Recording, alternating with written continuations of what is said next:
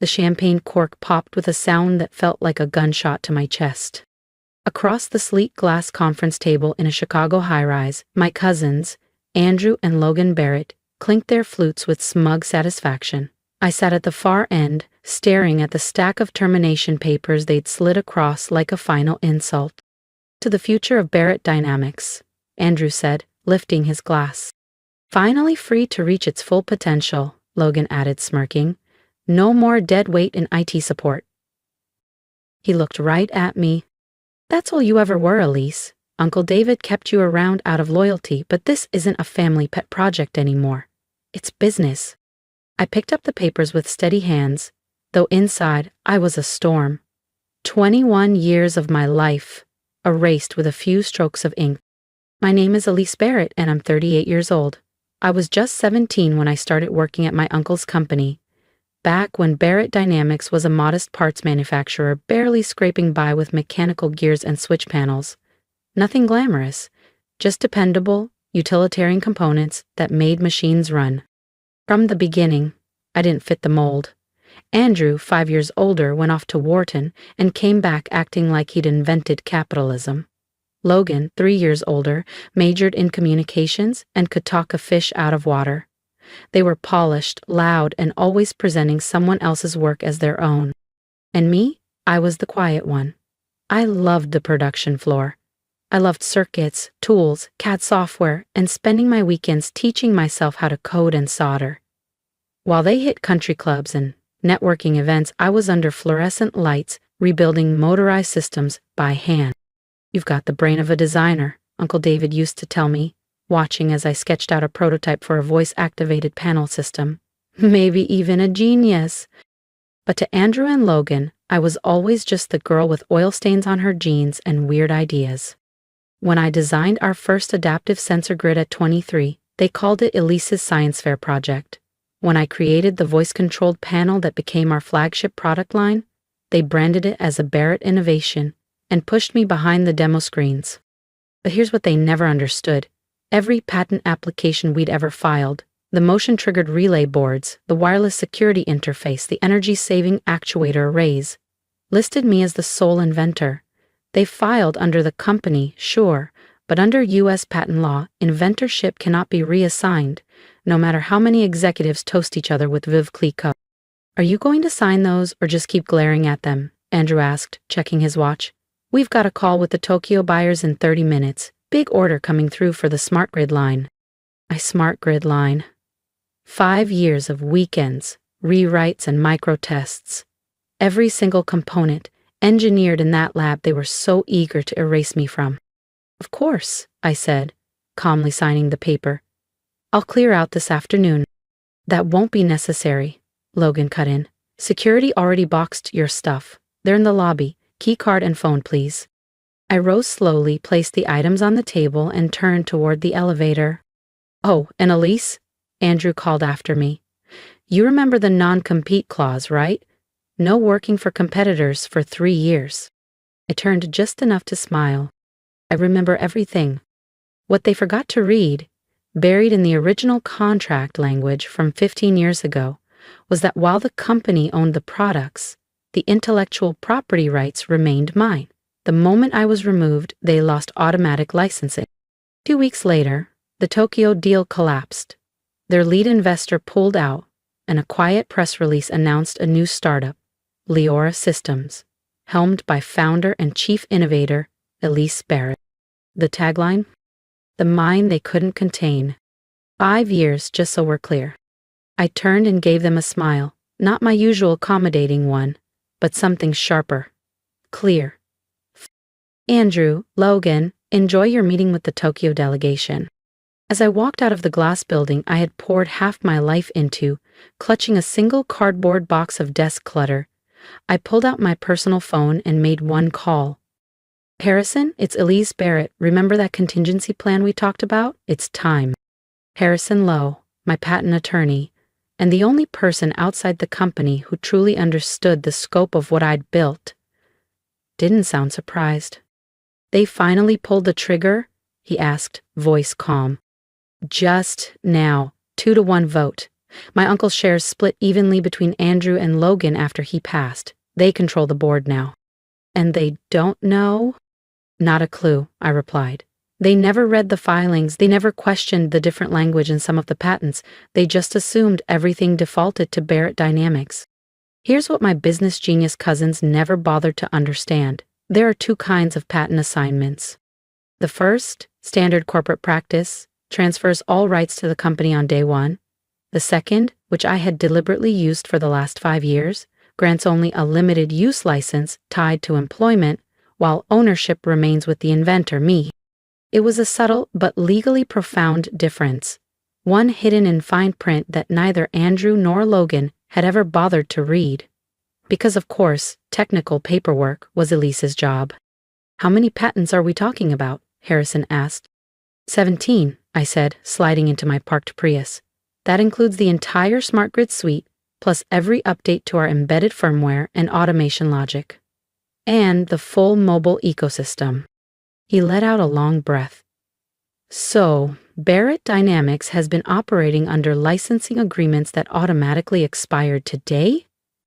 Correct, I said. As of 10 minutes ago, they're infringing. How fast do you want to move? How fast can you send the cease and desist? I've had them drafted for 2 years, Harrison said without a hint of apology. I just need to add the date. Elise, are you absolutely sure this is going to get loud? I thought of all the boardroom meetings where I was cut off mid-sentence, of my cousins presenting my inventions as joint innovations while I stood at the back of the room, of the smirks, the dismissals, the box I had just been handed as my grand exit after 21 years. Send 'em, I said, every last one. The weekend was unusually quiet. I spent it in the only place that ever made sense, my garage workshop. Years ago, I converted it into a fully functional prototyping lab, complete with 3D printers, soldering benches, and a CNC mill. It smelled like sawdust, heated plastic, and freedom. My phone buzzed here and there. Former coworkers asking what happened. Friends checking in. I ignored all of them. I had work to do. Monday, 9:00 a.m. Sunshine poured into the skylight like a cosmic spotlight. Perfect timing. As Andrew and Logan settled into their leather chairs and poured their overpriced coffee, Harrison's cease and desist letters were arriving, by courier, fax, and encrypted email. I made sure they got the message 3 different ways, no loopholes. 9:07 a.m. Andrew called. I let it ring. 919, Logan, ignored. 913. Both of them from the office line. This time, I answered. Good morning, gentlemen, I said sweetly. How was Tokyo? Eliza, what have you done? Andrew's voice practically shattered the receiver. I've exercised my rights as the legal owner of 17 patents currently being infringed upon, I said coolly. Since I'm no longer an employee of Barrett Dynamics, your licenses are invalid. Effective immediately, you are to cease all manufacturing, sales, and distribution. You can't do that, Logan barked. Those belong to the company. You made them here. Actually, I said, if you go back to the contract I signed 5 years ago, you'll see I filed them under independent contractor status. At your request, remember? Because you didn't want to give me a raise. Silence. I smiled, leaning back in my chair. And now you'll pay 10 times that in court, or in licensing fees. You restructured my employment to save on benefits, I reminded him, voice even. Had me sign a new contract classifying me differently for tax reasons.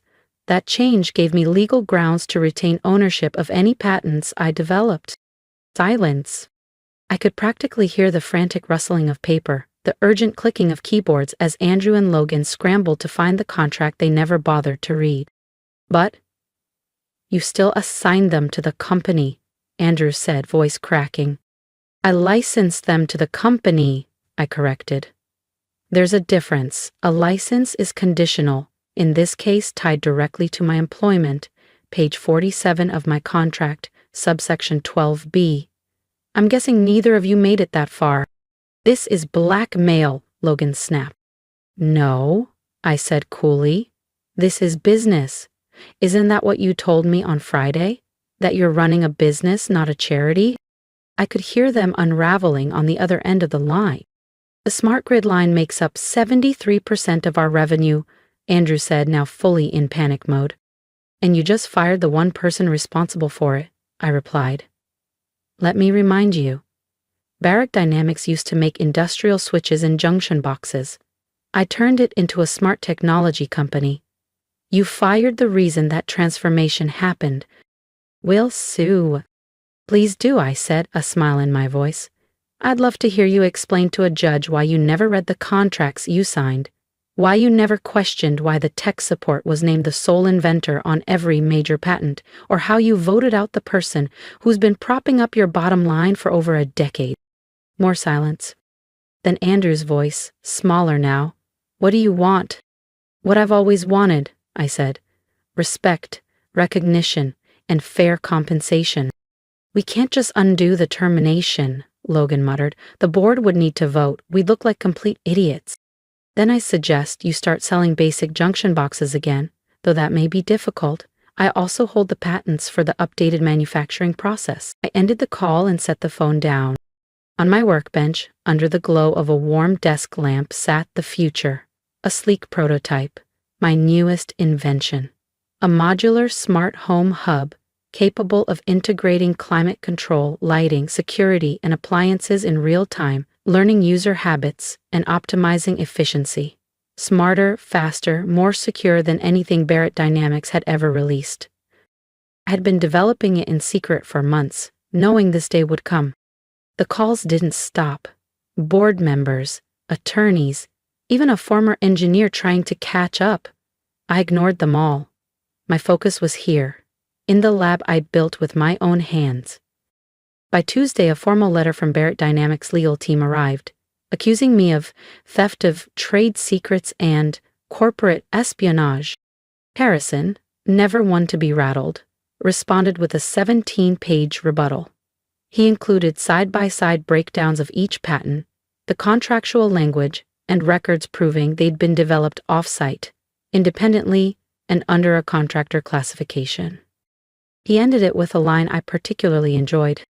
Any further attempt to manufacture or distribute products based on Miss Barrett's intellectual property will trigger immediate legal action. By Wednesday, the real panic began. The Tokyo distributors threatened to cancel the deal. Clients were demanding answers. Stock had dropped 30% overnight on rumors of a manufacturing freeze. By Thursday morning, Timothy was on my doorstep. He looked terrible. Wrinkled shirt, bloodshot eyes, the hollow stare of someone facing a financial freefall.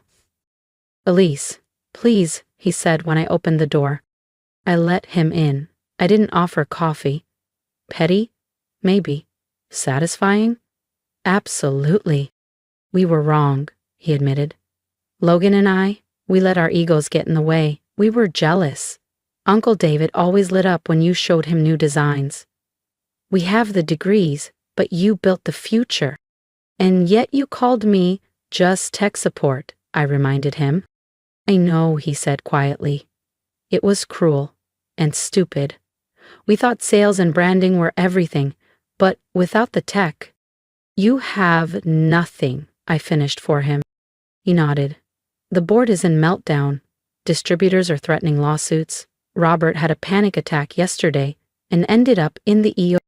I felt a flicker of sympathy, but I buried it. They had 21 years to show me respect. It took 4 days without me to realize my value. What are you proposing? I asked. Come back, he said.